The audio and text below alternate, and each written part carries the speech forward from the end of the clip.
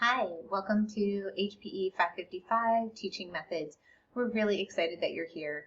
During this intro session, I, Holly Meyer, am going to walk us through some of the key points of this course. So you can see that I'm on Canvas on our home page, and I'm actually going to scroll down because we want you to use this graphic a lot during our course, but I want to go down to some of the stuff that we'll probably only use once or twice, but is really important. So let's start here on the overview. Here's what's important to know about this course. One is you all come from a lot of different backgrounds. We have people who have been in this course who have been teaching for years, but tell us, no one really ever taught me how to teach. And so they're looking to name some of the things maybe they've been using, or they have a limited set of teaching skills. And so they really want to broaden the number of ways that they know how to teach and their different instructional methods.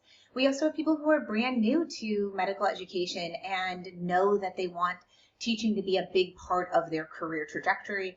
And so they're here to prime the pump and get ready for what is in store for them. So wherever you are, we're glad you're here. This course has something for you.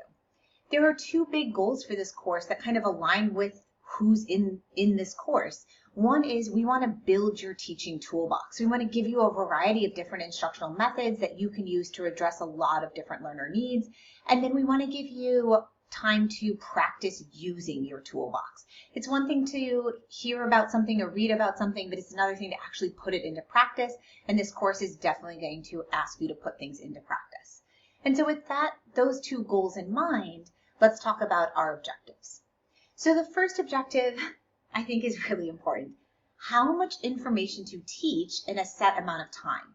And whether that set amount of time is a grand rounds where you have 1 hour, or a small group where maybe you have 2 hours, or even over the course of a course, it's really important to think about how much material is appropriate to move through during that amount of time.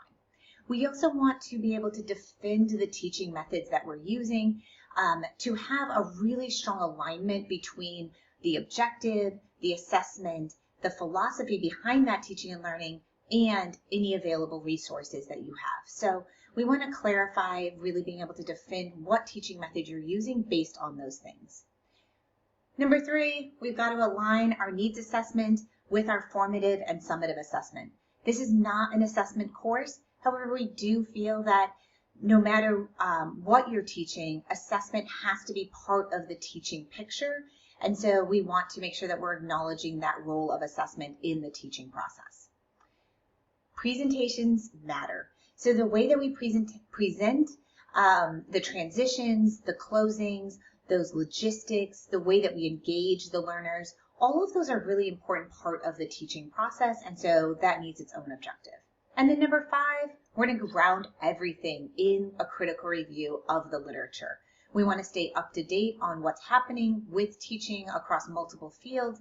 And so we're going to dive deep into the literature and make sure that we're using the resources that are available. But again, coming back to that goal of making sure that we're building that toolbox, but then also using it and putting it into practice. So let's talk about how we're using it. We're coming down here into our course structure. Our course is designed around projects, and this might feel different from other HPE courses, so we want to really take a moment to talk through what this looks like. We have 3 projects in this course.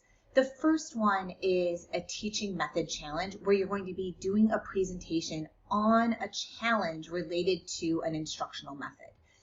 That's a big project. Project 2 is a much smaller project. And this one is kind of like a primer for project 3, which is your other big project. And we'll come back up to the graphic above, but it's really important to note that these projects do overlap, and so you will need to work on them simultaneously throughout this 6-week course. We'll talk about each of the projects in individual videos about those projects, so please go check out those videos. But for now, please know that there are 3 projects in this course. Numbers 1 and 3 are your big mountain projects, and number 2 is kind of like a little molehill in the middle. All right, so what to expect? You can expect for our course to have a lot of curated readings, videos, and resources on the front end.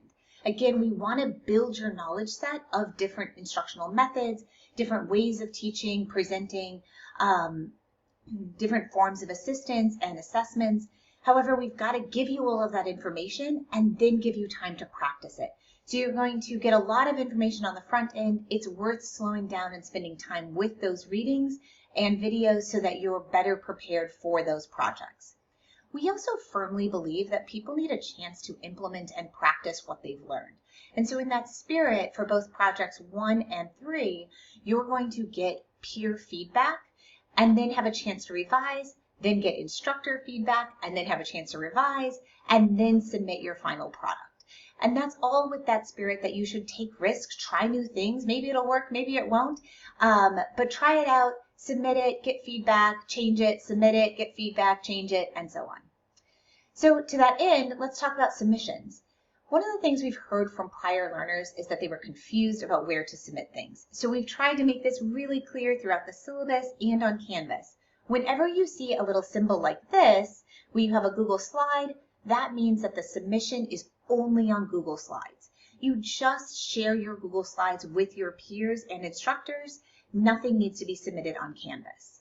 Same thing for the faculty review. You will just keep that same slide deck or that same Google Doc for Project 3, and then instructors will go in and look at your Google Slides or Google documents. However, for Projects 1 and 3, when the final is due, then you actually have to go into Canvas and submit it.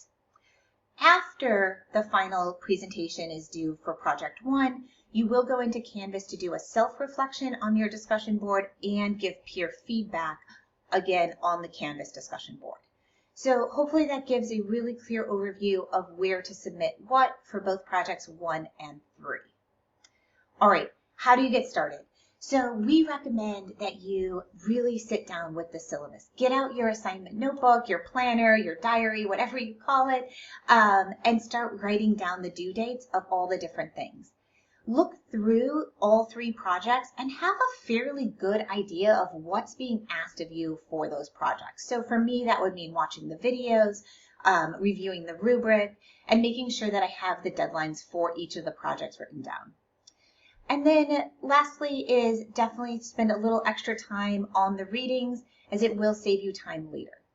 I want to scroll back up to this top part so you can see just how these projects overlap. So you can see we've got 6 weeks in this course, and then you can see Project 1 has sort of these big 10,000 foot level things of what you're going to do each week.